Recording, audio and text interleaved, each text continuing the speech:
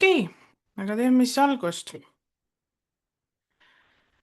Täna vaatame siis üle täiendava õppetöö teemad, iseseisva töö teemad, kuidas hindeid teisest koolist lisada, lõpupäevikute osa, siis see keeruline EHIS, õpilaste otsused ja rollid, personalinimekiri ehk siis teile õpetajad ja vaatame ka natukene, kuidas uue õppeaastaga algust teha. Esimese asjana ongi täiendav õppetöö. Täiendavat õppetööd saab siis e-koolis teha kahel viisil, kas jätkata samade päevikutega või luua uus päevik. Kui teil on soov jätkata samade päevikutega, on seal olemas ka kaks versiooni. Esimene versioon siis oleks viia kõik klassi lõpetanud õpilased üle järgmisesse aastasse ja aktiivsed õpilased, kes siis aktiivsed, ma mõtlen siis selle mõistes, et kes on hetkel aktiivsed selles konkreetses õppeaastas, mis meil käib, siis nende aktiivsete õpilastega jätkata siis seda täiendavat õppetööd selles samas päevikus. Teine variant oleks see, et me ei vii õpilasi üle ja kasutaks e-kooli funktsionaalsust, milleks on siis individuaalsed ja grupitunnid. Ehk siis õpetaja saab valida need konkreetsed õpilased, kellega täiendav õppetöö toimub ja edastada siis neile kas kodutööd või isegi teha tunnisisestused siis individuaalse või grupitunni tasemel. Nii, lähme vaatame e-koolis ka.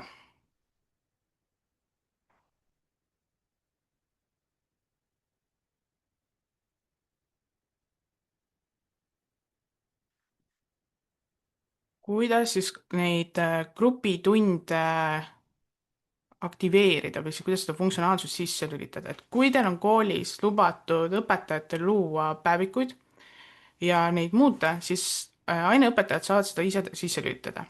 Selleks nad avavad päeviku, lähevad siia plussmärgi juurde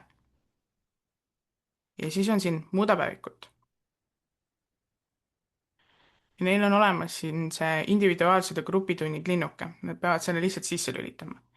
Kui aga teie koolis ei ole lubatud päevikute lisamine aineõpetajatel, siis seda tööd saavad teha ainult administraatorid. Selleks avame õppeaasta, päevikud, otsite selle päeviku siit ülesse, vajutame muuda ja siis on teil olemas siin endal see individuaalsed grupitunnid ja see tuleb lihtsalt sisse lülitada. Uute päevikute puhul saate luua siis uue päeviku. See ei pea olema seotud ühegi õppekavaga.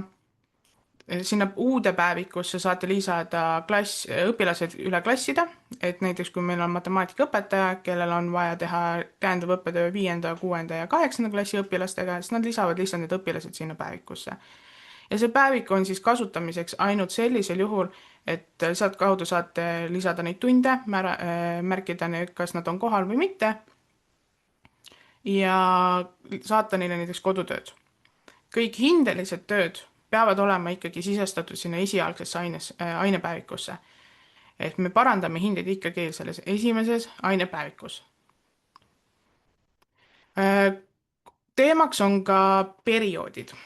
Et kui te soovite luua täiendavaks õppetööks eraldi perioodi, siis tuleb arvestada sellega, et see periood kuvatakse kõikides aruannetes ja tunnistustel.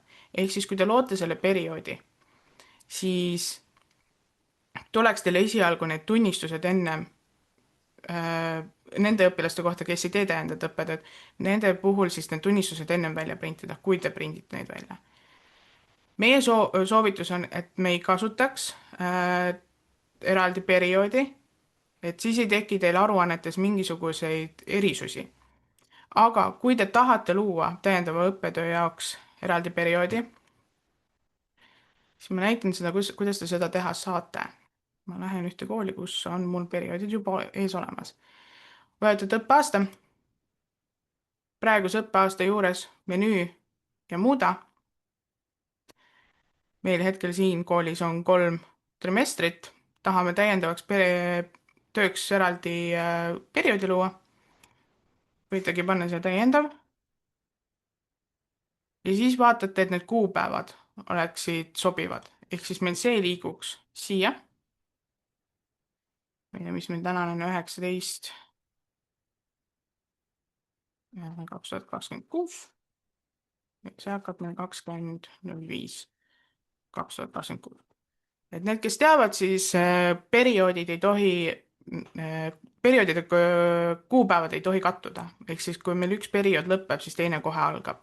ja õppeaasta alguse ja õppeaasta lõpu vahel ei tohi ka olla eraldi päevi. ja lihtsalt salvestate ära. ja sellisel juhul ongi teil olemas see täiendava töö periood. kui te see periood on mõistlik siis, kui te soovite panna selle perioodi eest eraldi hinnet. muul juhul me soovitame ikkagi kasutada viimast perioodi, sest see kestab niikuinii terve suvi. nii, järgmiseks on meil iseseisvad tööd. siin on jällegi sama küsimus, kas ainepäevik või eraldi päevik. Hinne-ainepäevikus on mõistlik kasutada siis, kui teil on vaja see iseseisev töö siduda selle konkreetse ainega. Gümnaasiumis on olemas ka eraldi aine praktiliseks tööks, uurimuse tööks. siis saate, selle jaoks te saate kindlasti luua eraldi päeviku.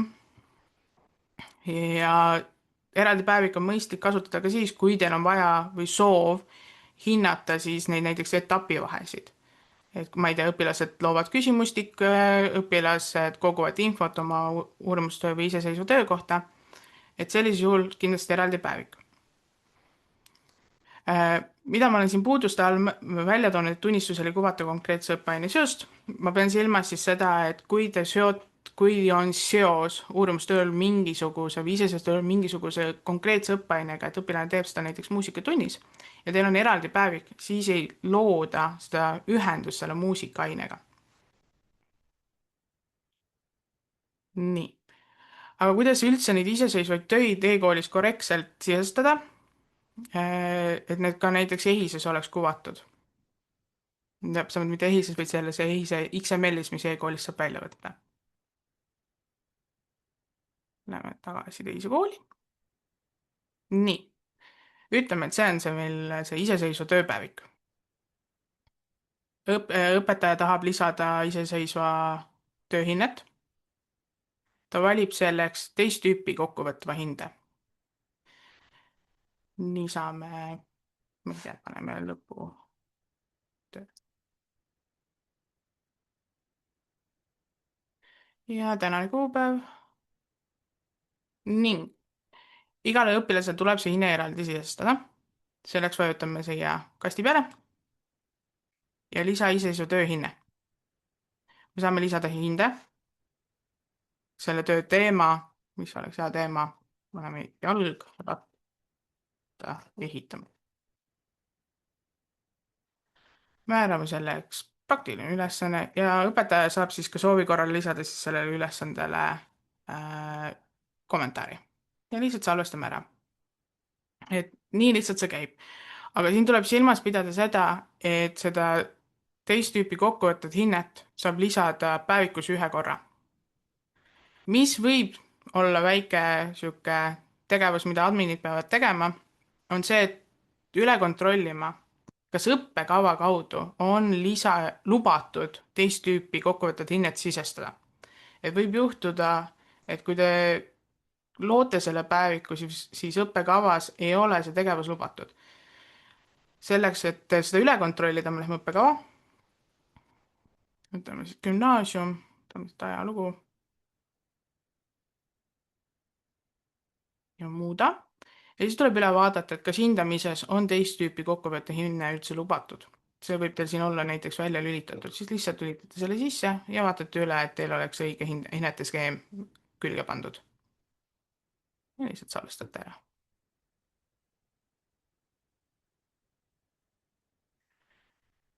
ma korraks läheks sellest natuke mööda ja vaataks seda, et kui õpetajad on lisanud need iseseisvad tööd päevikutesse, siis kuvatakse neid tunnistusel sellisel viisil.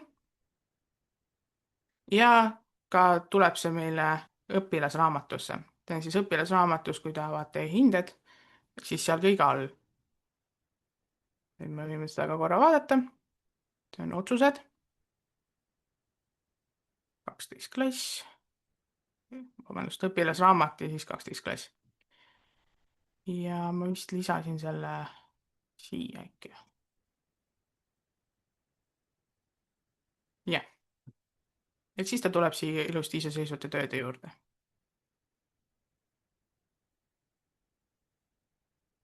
aga rääkides sellest EHIS-est, et on olemas aruanne, mille nimeks on iseseisvad tööd e-koolis. see asub siis EHIS-e kategooria all ja iseseisvad tööd. siin siis kuvatakse kõiki neid iseseisvaid töid, mida kaasatakse siis sinna XML-i faili, mida te saate e-koolist välja võtta. kui seda õpilase iseseisvat tööd siin ei ole, siis tõenäoliselt ei ole päevik lukus. et siia kuvatakse ainult need iseseisvad tööd, kus päevik on lukustatud.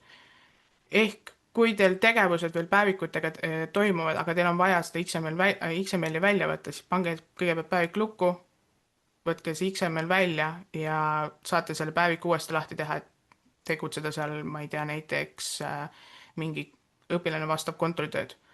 aga peaasi, et teil oleks need iseseisvad tööd kätte saadud. uurimus ja praktiline töö võtavad kaashinde, lootöö hinnet kaasa ei võta, võtab ainult teema. nii. hinded teisest koolist, et vaatame ka selle teema üle, et võib-olla teil on vaja siin lõpuklassidega mingeid viimaseid tegevusi veel teha. et hindeid teisest koolist on võimalik saada siis paberkandjal. sellisel juhul tuleb need hinded sisestada käsitsi õpilasraamatusse. et me siin just õpilasraamatu lahti otsime, milleks siis oli otsused, õpilasraamat, klass, valite õpilased ja siis lähete siia näitehinded. siin on olemas nupp lisa teise kooli hinded. ja siin saate siis sisestada kõik need vajalikud puudujäävad kursusehinded, mis võib-olla kuskil paberil veel praegu elavad. kui aga peaks olema olukord, kus õpilane on teinud mingisuguse valikaine, mida teie koolis ei ole, siis need saate lisada siin ilma õppekava seoseta hinnete juurde. et siin ma olen lisanud Computer 101, mingi arvutitund, lihtsalt lisate ja vaatate, et õige näiteks gümnaasiumi puhul kursuse hinne oleks siin märgitud ära. kui aga teil on olemas mingi samaväärne aine, siis saate selle kas lisada otse või täita kõigepealt siitkaudu kõik ära, võeta siia näitaja muuda ja saate siin näiteks selle seose juurde panna. siis viiakse see õpilasraamatus sinna tabelisse. kui aga teile tuleb kooli õpilane, kellel on juba mingisugused lõpupäeviku hinded olemas, näiteks tuli 12. klassi alguses ja tuli juba oma näiteks keemia lõpuhinnetega, siis need hinded me lisame otse lõpupäevikusse. et kes veel ei tea, siis lõpupäevikud me leiame kooli esilehelt. siin on see õppekava ja ainekaart. valite konkreetse õppekava, võtame näiteks siin gümnaasium, ajalugu ja lõpupäevikud ja kõik teiste puhul on samamoodi, et see on siin. ei lähe kursusestesse sisse. päevikud ja valin siis selle klassi, kuhu mul on vaja see lõpuhinne näiteks sisestada. kui teil neid ridu siin ei ole või näiteks tahab siia keegi, näiteks ajalooõpetaja lisada selle lõpuhinde ja tal ei ole seda ligipääsu, siis selle ligipääsu saate administraatorid ise õpetajatele anda. selleks me lähme õppekava, valin ainekaardi, muuda ja siis siin lõpus on lõpuhinded lisavad ja lisa järgmine. kui variant on, et üldse seda ainet me ei näe, siis peate üle vaatama, et kas on olemas siin see linnuke. kui siin on pandud ei, siis seda lõpupäevikut ei kuvata üldsegi. ehk siis vaadake see ka üle, kui mõni õpetaja annab teada, et ta üldse lõpupäevikut ei näe. hindeskeem, mis siin on see, mis on siis seotud konkreetselt lõpupäeviku hindamisega.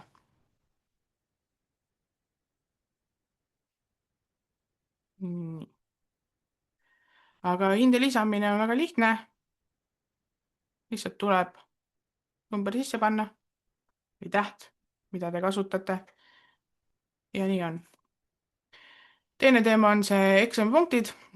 et kui te tahate, et riigieksami punktid läheksid ka õpilasraamatusse, siis riigieksami punkte tuleb siin sisestada. ja see samamoodi tuleb vaadata, et kas õppekava, ainekaart seda lubab. vale asi, see on õppekava, ma tahan seda. Ja see on siin. et see on see ainekaardi all, mitte otseselt õppekava muudatuse all. Vaatame uuesti, et see on õppekava, see on ainekaart ja me otsime ainekaardi alt seda riigieksami linnukest. viimane variant on kasutada e-kooli funktsionaalsust, et kui kaks kooli kasutavad e-kooli, siis on võimalik õpilasraamatu väljavõtet saata kahe kooli vahel. tõenäoliselt see on teile saadetud juba aasta alguses, kui seda on kasutatud. aga kuidas seda näiteks saata edasi järgmisesse kooli, siis me läheme jällegi otsused, õpilasraamat, panin klassi, võtame Rodislava, näitehinded ja koosta õpilasraamatu väljavõte. siit saate valida, kuhu kooli te seda saata tahate. näiteks kuhu ma saadan selle, saadan ideaalsesse. ta kogub andmed.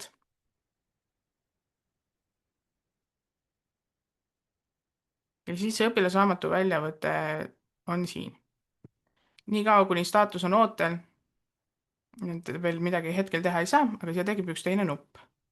teeme ekraanil väikse värskenduse, vaatame, kas ta on äkki ära teinud juba.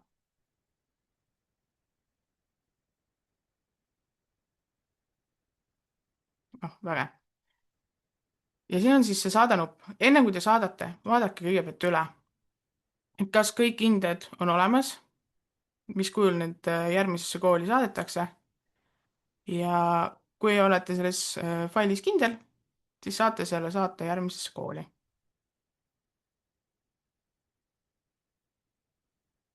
nii, saatsin siia. järgmisesse koolile või siis näiteks teie koolile saadetakse see õpilasraamatu väljavõte. see on leitav taotlust alt. nii, siinsamas. vastus puudub, hinnet vastuvõttu ei ole vaja. okei, midagi on mul selle õppekavaga paigast ära või hindeskeemiga. aga kui kõik on paigas, et teil on koodid ja asjad sobivad omavahel kokku, siis ta saadab selle ära. mind huvitab, miks mul ei ole. äkki mu gümnaasium on paigast ära.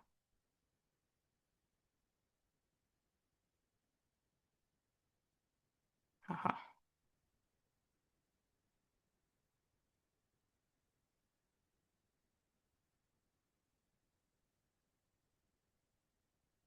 otsused, raamat.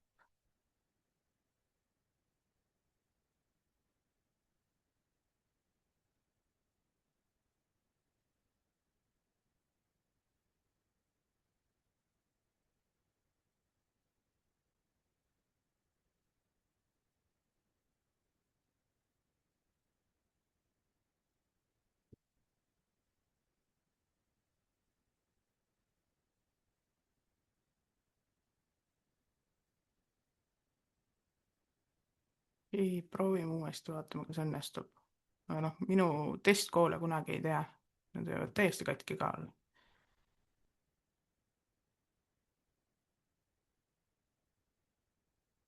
mis see nüüd on?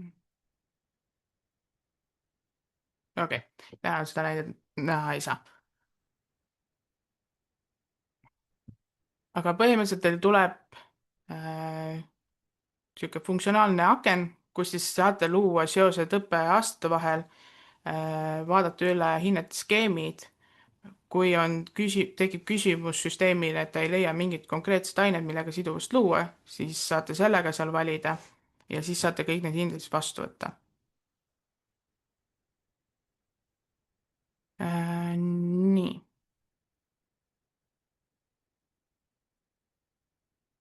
aga lõpupäevikuid me korraks vaatasime.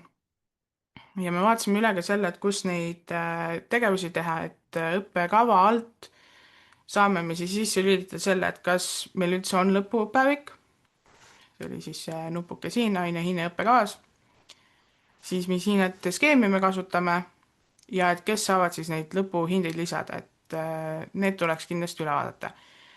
Äh, lõpu, lõpupäevikute puhul on väga oluline siis see kursuste arv. Et kui me lähme korra vaatama seda kursuste arvu, lõpupäevikutest ajalugu, lõpupäevik, 11. klass, siis me näeme siin, et siin on hinne sees, aga meil ei ole kursuste arvu. Kui kursuste arv on puudulik, siis päevik on lukustamata. Ehk kui ma lähen nüüd lukustan selle ajaloopäeviku ära, siis tõenäoliselt peaks meil tulema ilusti siia kursuse arv 12, või mis 12, 1. Jah, on olemas. Et kui teil peaks olema olukord, kus teil kursuste arv ei klapi kuidagi, siis vaadake esimese asjana üle, et kas teil on päevikuid ikka kõik lukus.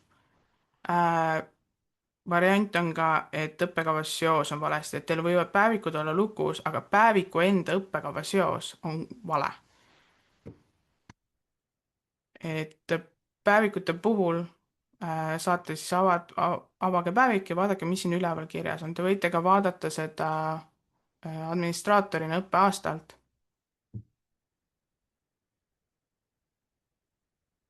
Et kas on õige õppekava seos olemas. Et kui ei ole, siis jällegi muuda nupu alt, saate selle õppekava seose õige ainekursusega siduda. Et vahest võib juhtuda, et teil on kogemata ajaloo asemel hoopis siin bioloogia, keegi ei ole seda tähele pannud. Aga sa saate selle paranduse sisse viia ja siis panete uuesti lukku, kui on teil need tegevused selle õppekava seosega ära parandatud. Nii, lõpupäevikus kuvatakse siis 3 aasta detailvaadet. Kui on olukord, et teil on mõni õpilane oma klassi kordama jäänud, siis tuleks teil vaadata hinnete lehte.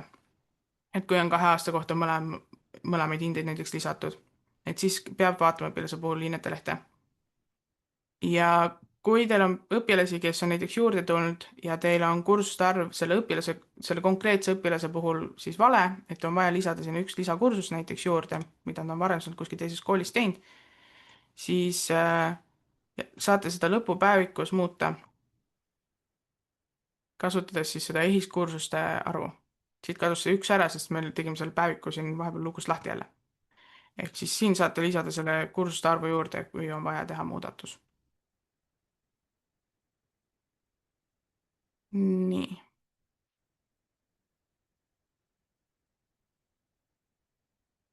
Kursuste arvu kontrolli saate ka teha täpsemalt siis EHIS aruannetes. Seal on ka jällegi väga oluline punkt see, et päevikud peavad olema enne lukus. Et ma ei väsi seda kordamast, et alati kontrollige, kas päevikud on lukus enne kui tekib paanika.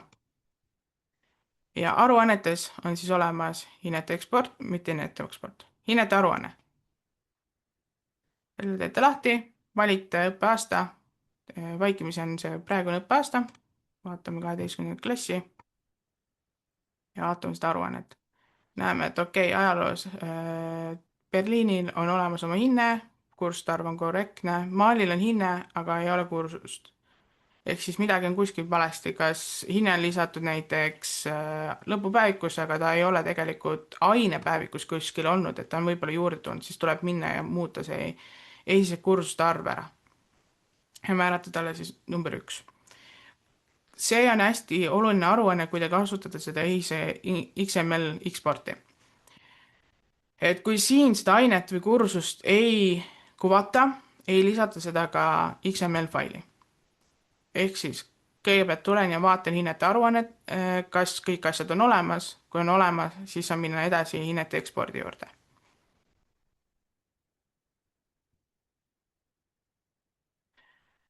Jah, ja EHIS, tore EHIS. Nii. EHIS-e puhul me hakkame õppekavast pihta üldse.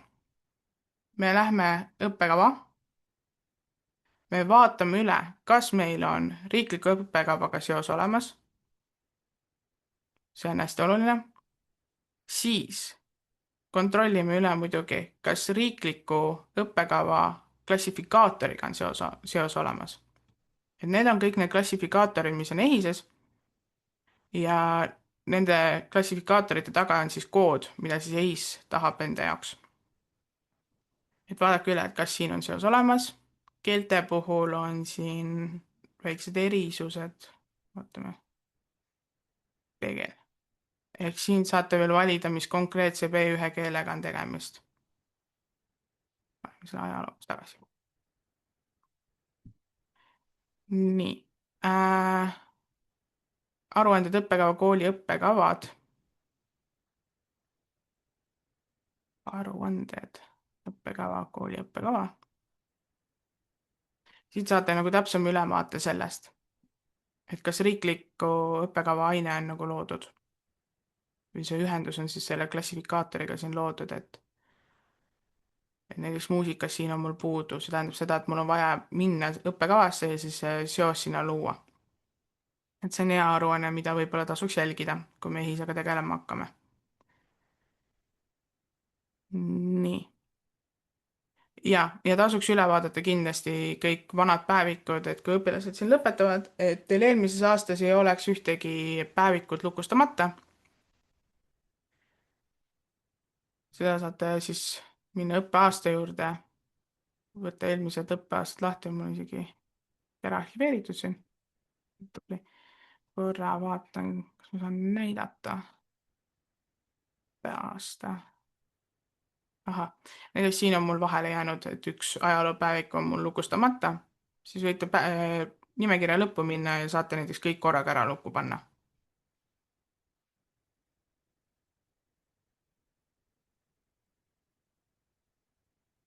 Ja oluline asi veel on kooli valikained.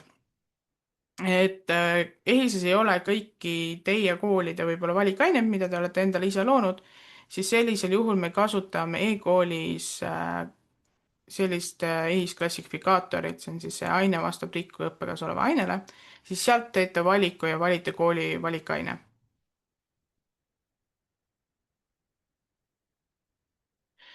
Nii, ja gümnaasiumi põhikool, erisused.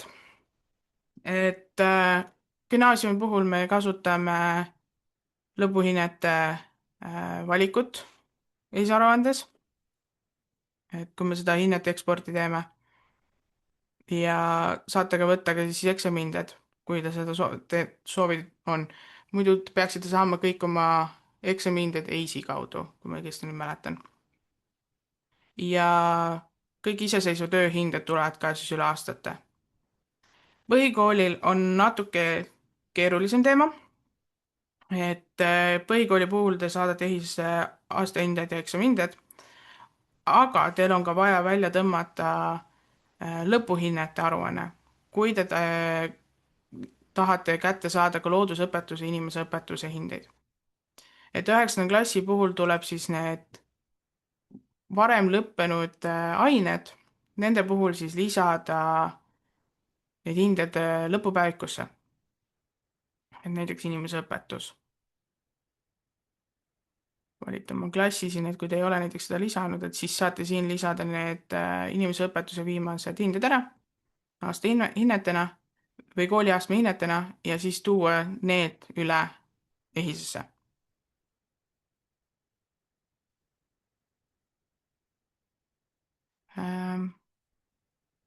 Ja siin on siis nagu täpsem nimekiri, et õpetajad siis lisavad hinded, lukustavad oma päevikud, tasub üle vaadata iseseisvutööde aruanne, õpetajad lisavad oma kooliastme hinded või siis teeb seda teil õppejuht või äkki teie isa administraatorina. Lisate 9. klassile varasemad lõppenud hinded lõpupäevikusse. Tore oleks ka, et kui klassijuhatajad veits kergendaksid teie tööd, administraatorit, et nad ka üle vaataksid, et kõik nende õpilaste hinded on olemas. Seda saab siis vaadata õpilasõpimapist või õpilasraamatust. Ja kui kõik on korras, saate koostada selle EHIS-e XML faili. XML faili loomine toimub aruannete kaudu. Näete EHIS, hinnete eksport ja uus aruanne. Valite õppeaasta või õppeaastad. Valite, mis sorti XML-i teil vaja kätte saada on. Ma võtan siin näiteks kooliastmehinded. Valite oma klassid. Meie soovitus on teha klass klassi haaval, mitte terve kooli korraga. Ja siis on siin küsimus selle malli muutmisega. Et paljude valikainete puhul on olnud soovitus malli muuta, kuid malli muutmisega on väike sihuke asi, mida tuleb silmas pidada, et kui te panete seda, et muudame malli, siis see fail, mis EHIS sisse sööb, kirjutab kõik hinded üle. Ja kui teil on sealt XML failist mingisugused ained puudu, siis neid aineid ei lisata sinna EHIS-esse. Et sellel juhul siin peate olema nagu väga kindlad, et kui te tahate malli muuta. Ja siis koostate selle aruande. Fail, mis teile antakse, on hästi huvitav. Ja see on halb näide. Ma oleks pidanud mingi parema faili valima. Kus koolis ma olen? Lähme korraga siis sabast tagasi. Võtame siis uuesti aruanded. Hinnete eksport. Võtame näiteks selle. Ma olen seda täna teinud.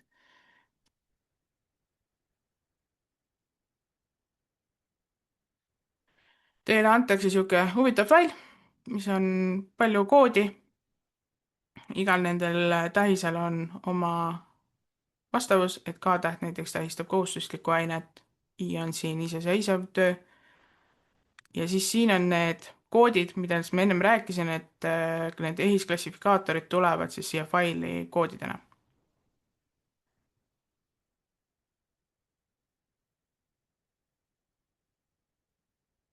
Et siin on ka väike skeem siis selle kohta, mida tähistab.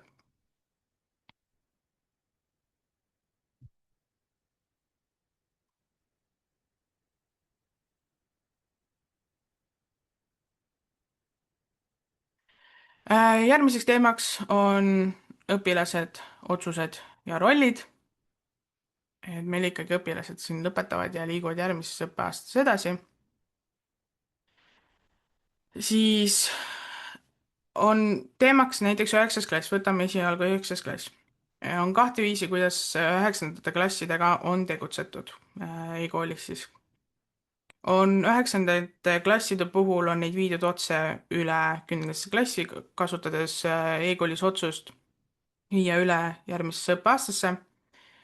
Kuid siin tuleb silmas siis pidada seda, et sellisel juhul ei teki õpilasraamatusse lisarida lahkus koolist ja astus kooli.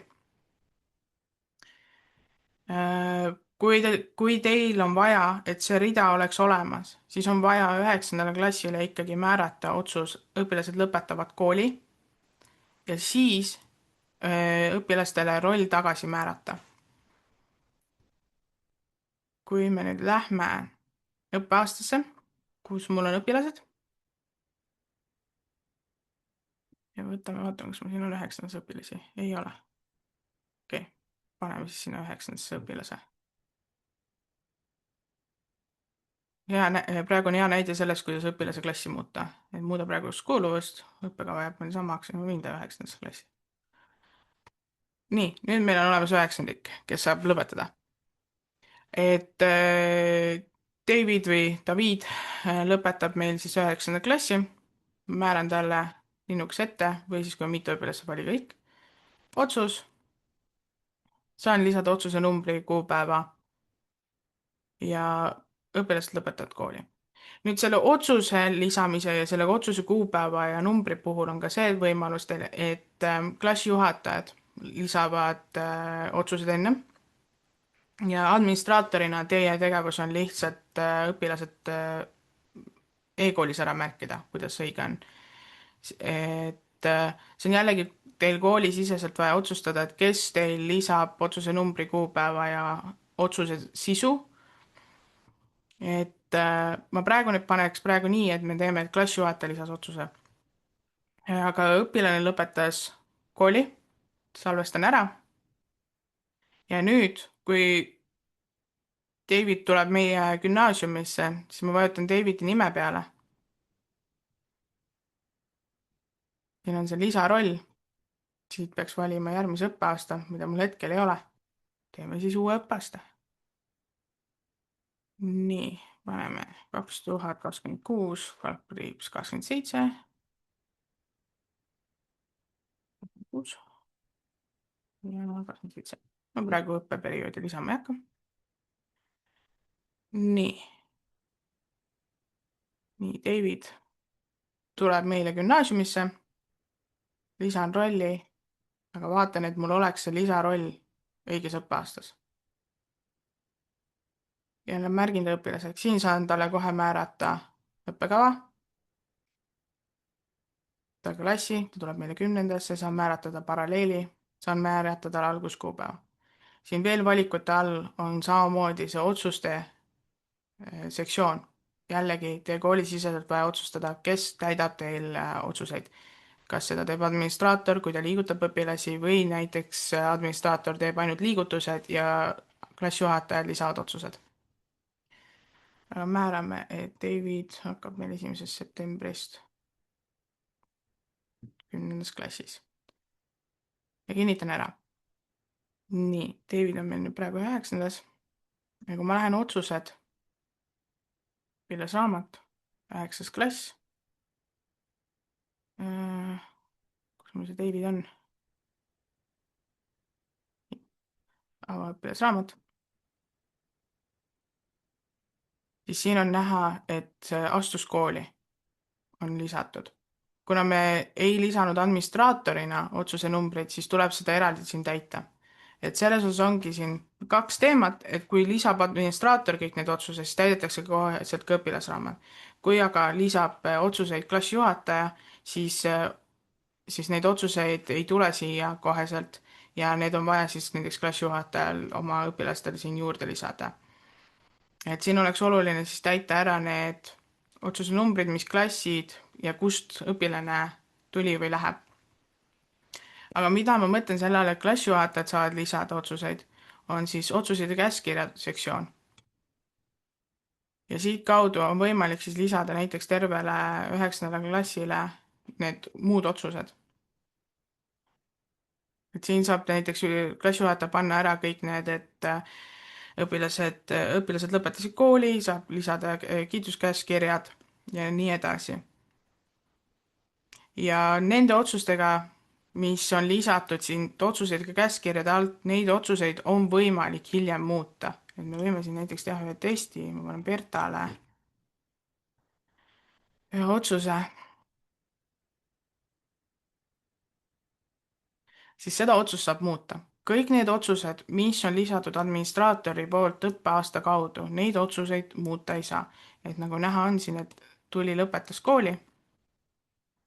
et seda otsust me nagu muuta ei saa, et isegi kui te olete siia lisanud selle otsuse numbri ja otsuse sisu, et sellepärast ongi meil nagu soovitus, et klassijuhatajad lisavad ise need õppenõukogu otsused siit otsuste ja käskkirjade alt ja administraator tegeleb ainult liigutamistega. ja näiteks tema administraatorina te saategi üle vaadata, et okei, klassijuhataja on lisanud kõigile õpilastele ilusti ära, et õpilased viiakse üle järgmisesse õppeaastasse, siis teie saate kiirelt tegutseda ja lihtsalt klikk-klikk-klikk, linnukesed ette ja kõigile selle otsuse ära panna ja klassijuhatajal on vaja lihtsalt natukene teha väikest käsitööd ja kõigile õpilastele need tegevused siis siin ära märkida. ja see tegevuste tegemine seal õpilasraamatus on vajalik ainult 2 juhul, kui õpilane astus kooli või kui õpilane lõpetas kooli. et teistel asjade puhul ei ole seda vaja, et need otsused tulevad ilusti õpilasraamatusse ja ka sinna tunnistustele. nii, ja teiste otsuste puhul siis, mida administraatorina teete õpilasraamatu alt, ongi siis lõpetas kooli, õpilane viiakse üle järgmisesse klassi, jääb klassikursus kordama või siis, kui õpilane lahkub koolist. et need on põhilised 4 otsust, 4 lahkus. lõpetasid 4. et need on 4 otsust, mida peamiselt peate kevadel kasutama. nii, personalinimekiri. kooliaasta lõpeb, on võimalus, et teil võib inimesi ära minna töölt. siis nimekirjade alt pääsete ligi siis kõigile personaliliikmetele, kes teil koolis on. ja neil tuleks siis need rollid ära eemaldada. seda ma ei taha, võtaks mingi Jeremy näiteks. ja muud teha ei olegi, kui eemalda koolipersonali hulgast. ainuke asi, mida tuleb silmas pidada selle personali eemaldamisega, on see, et kui teil on e-koolis loodud vestlused individuaalsel tasemel, et kui teil on mingisugused grupid, kus on isikud või personaliliikmed lisatud isikuliselt, siis neid inimesi ei eemaldata teilt grupivestlustest. et sellisel juhul peaksid grupivestluste administraatorid neid inimesed ise ära eemaldama. ja mida ma siin silmas pean, on see, et kui te e-koolis luua vestlusi, on siin mitu versiooni, kuidas neid inimesi sinna gruppidesse lisada. et kui me vaatame näiteks koolipersonali, siis siitkaudu lisatud koolipersonali inimesed on isiku tasemel. ehk siis, kui ma siitkaudu loon grupi, siis seda õpetajat ei eemaldata ära, kui ta lahkub koolist. et see toimib ainult see, et kui õpetaja määratakse lahkunuks e-kooli tasemel, siis see toimib ainult kooligruppidega. et kui ma loon siitkaudu mingisuguse grupivestluse, näiteks ongi koolipersonal, kui mul on sellega grupp loodud, siis automaatselt võetakse see õpetaja sealt grupist ära. aga see toimib ka vastupidiselt, et kui ma näiteks lisan kooli uut personali, siis automaatselt lisatakse ka see inimene siis sinna e-kooli vestlusesse, et need kooligrupid on väga head, kui teil on vaja teha suuri vestluseid e-koolis. aga jah, pidage silmas, et kui te kasutate muid variante, siis sellisel juhul need väiksemad grupivestlustest neid inimesi ei eemaldata. nii. me vaatasime üle, kuidas seda inimest ära eemaldada. uus õppeaasta. suvel tahate võib-olla teha juba algust, siis uue õppeaasta me vaatasime korraks kiirelt üle, kuidas uut õppeaastat luua. see on vajalik teil juba selle jaoks, kui te tahate õpilasi üle viia. siis õppeaasta, menüü ja uus. saate luua järgmise õppeaasta, saate ära märkida seal juba oma perioodid, kõik, mis teil on vaja. ja kui te tahate juba ennetavat tegevust teha sügiseks, siis teil on võimalik juba alustada ka päevikute loomisega. seda ma soovitan näiteks algusest ainult nendele koolidele, kes ei kasuta päevikute kloonimist. et päevikute kloonimise funktsionaalsus toimib ainult siis, kui kõik päevikud on lukustatud. et ka siin, et kui te tahate seda kloonimisvõimalust kasutada, siis kloonimise puhul päevikud lukku ja klooni lukustatud päevikud. Te võite teha muidugi seda ka mitu korda. selles suhtes, kui teil ei ole kõik päevikud lukustatud, siis te võite teha seda kloonimist mitu korda, et näiteks mul on siin hetkel lukustatud 2 päevikut, kui ma praegu teeks selle kloonimise, siis ta viiks üle järgmisse õppeaastasse ainult need 2 päevikut. kui teil hiljem lukustatakse teised päevikud, siis on võimalik teil ülejäänud päevikud, ehk siis ta ei tekita topelt neid päevikuid. et mis on hea kloonimise puhul, on see, et kui te näiteks kasutate e-koolis silte, ehk siis näiteks siin on need õpilaste päevikusse lisatud näiteks siltidega, siis ta automaatselt võtab need sildid kaasa. ja järgmine õppeaasta, kui õpilasi hakkab järjest juurde tekkima teile sinna, et te olete vaikselt viimas neid õpilasi üle, siis need õpilased lisatakse nendesse päevikutesse. õpetajat kaasa ei võeta, et seda tuleb silmas pidada, et siis on teil vaja need päevikud üle käia ja igasse päevikusse see õpetaja lisada. et lähme tagasi. nii kui ma rääkisin siin nendest siltidest, siis sildid on e-koolis sorti silte. on olemas süsteemisildid, milleks on siis klass, paralleel ja sugu. Need on automaatselt igal õpilasel küljes, aga on olemas ka teist sorti sildid, mis asuvad siin nimekirjad, grupid. Teil on võimalik luua silte näiteks erinevate keeltegruppide jaoks, et siin on meil näiteks inglise keel 1, inglise keel 2, inglise keel 4. ja teil on võimalik need grupid luua. Need grupid liiguvad aastast aastasse edasi, ehk siis kui teil näiteks inglise keele grupp muutub ja teil on vaja mingi õpilane sealt grupist ära eemaldada, siis me ei tee seda õppeaasta kaudu ega päeviku kaudu, vaid me tuleme, võtame õpilase siit ära ja kustutan ta ära, siis automaatselt ta võetakse kõigist nendest iga ühe siltidega seotud päevikutest ära. kui teil tuleb mõni õpilane juurde kooli ja te teate, et ta läheb inglise keel 1, siis te lisate ta siin juurde ja siis ta automaatselt lisatakse ka kohe päevikusse.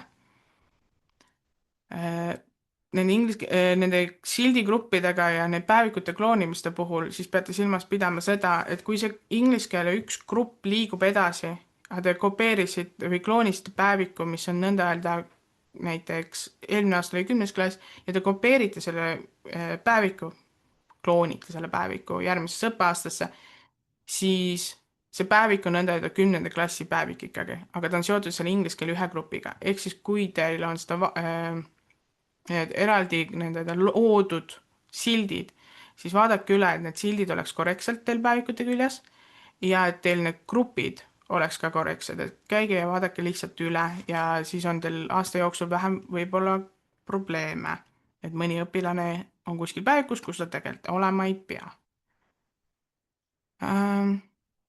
Jah, minu poolt nagu rohkem ei ole. meie juhendid on siis kättesaadavad help.ekool.eu lehel. mõttekoda, kus te saate jagada oma erinevaid ideid, mida meie produkt manager loeb ja paneb kirja. ja kogukond on siis see koht, kus me jagame kõik infot. kogukonda ma panen üles ka meie need koolituste videod ja kogukonnas saate ka omavahel suhelda. mida ma soovitan administraatoritel kindlasti, liituge kogukonnaga, kes ei ole veel liitunud, sest seal ma annan teile teada, kui peaks olema meil e-koolis hooldustööd. kui meile annab näiteks teada EHIS, et neil on hooldustööd, ka sinna siis paneme ka selle info sinna kirja. ja kui on näiteks andnud meile teada näiteks Smart-ID või mobiil-ID, et on mingisugused probleemid või hooldustööd või iganes, siis need info paneme ka me tavaliselt sinna.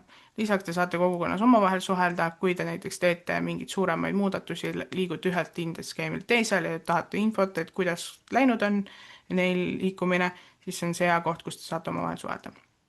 minu puhul on see kõik ja näeme ilmselt augustis, kui me teeme augustikuu koolitusi.